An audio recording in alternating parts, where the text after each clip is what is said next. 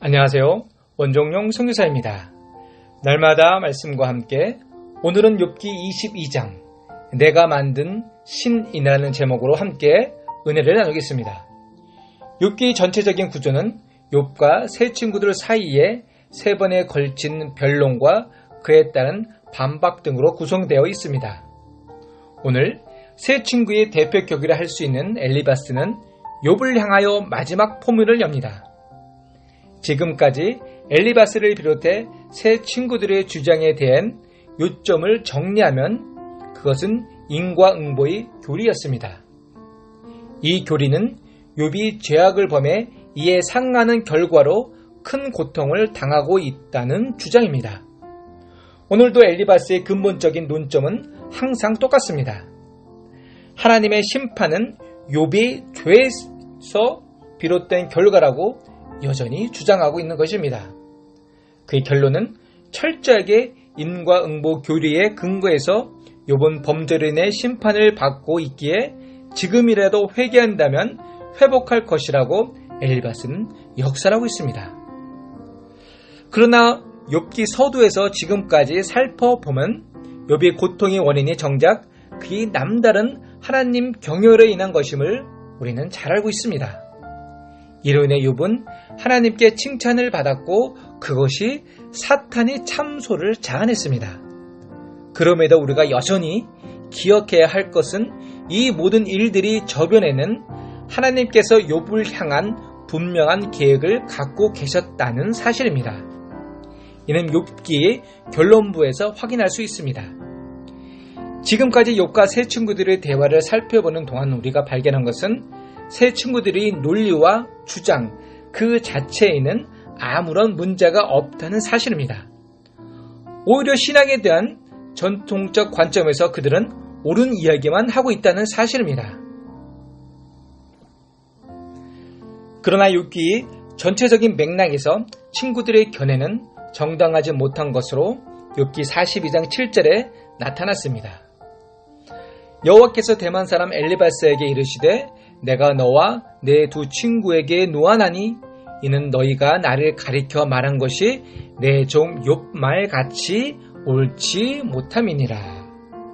그 주된 이유 중에 하나는 세 친구들의 주장이 너무나 교리적으로 고착화되어 있기 때문입니다. 그들은 새로운 상황 전개에 따라 적응하고 변화하려는 노력 없이 관습적인 사고에 매여 하나님의 섭리가 개입할 수 있는 여지를 차단했던 것입니다. 이에 비하면 욥은 비록 논조가 불편한 항의로 가득 차 있지만 그의 중심은 하나님의 새로운 섭리에 열려 있었습니다. 여기서 우리는 한 가지 의문을 가질 수 있습니다. 만약 욥이 고난을 당하지 않았다면 현실의 부정성을 그들의 인식하고 하나님 정의를 부르짖을 수 있었을까? 물론 그의 발언에서 예전에 과부와 고아를 도왔다는 증언들이 곳곳에 나옵니다. 그러나 율법의 명령대로 약자들을 돕는 차원과 그들을 진정으로 이해하고 돕는 차원에는 근본적인 차이가 분명히 있습니다. 현실에서 정의의 부재를 몸소 통과한 욥은 사회적 약자들과의 연대감을 비로소 형성하고 있는 것입니다. 그래서 욥은 고통이 주는 유익을 느낄 수 있었습니다. 그러나 모든 사람들, 대부분의 사람들은 고통을 싫어합니다. 그러나 자신의 잘못으로 인한 고통이 아니라 하나님의 섭리 중에 받는 고통이라면 기쁨으로 감당해야 합니다.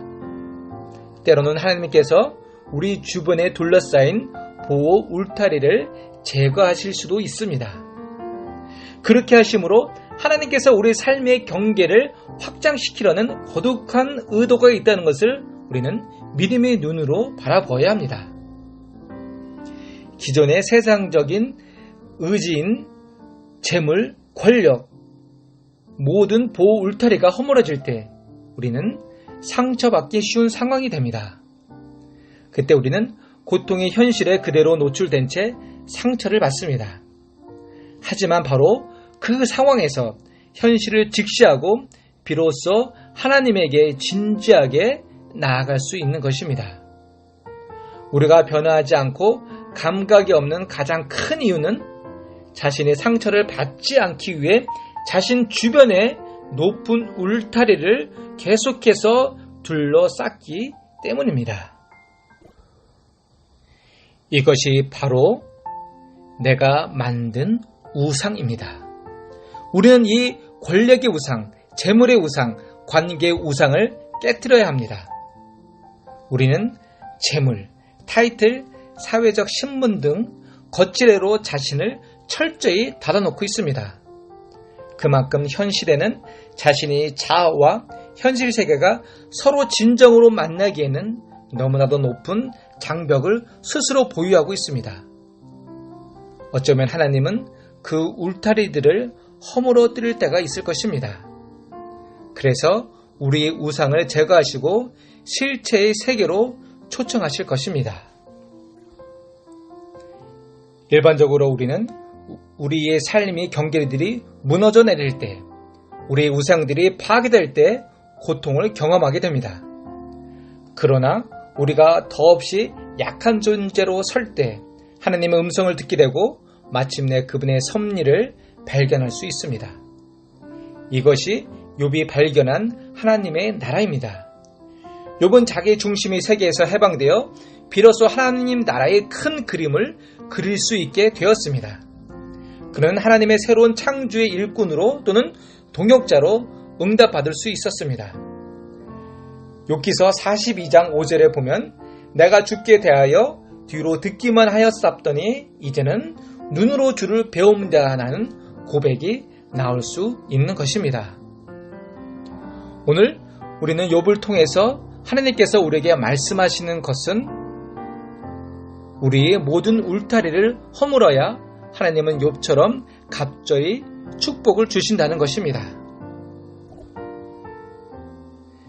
나의 울타리를 허무니는 더 큰 울타리를 주시기 위한 하나님의 은혜임을 오늘도 믿음으로 고백하시기 바랍니다. 아멘. 기도하겠습니다. 하나님, 지나가 보면 모든 것이 은혜임을 고백합니다. 이 은혜를 잊지 않고 더욱더 믿음으로 살 수 있도록 성령 하나님 오늘도 인도하여 주옵소서. 예수님 이름으로 기도드렸습니다. 아멘.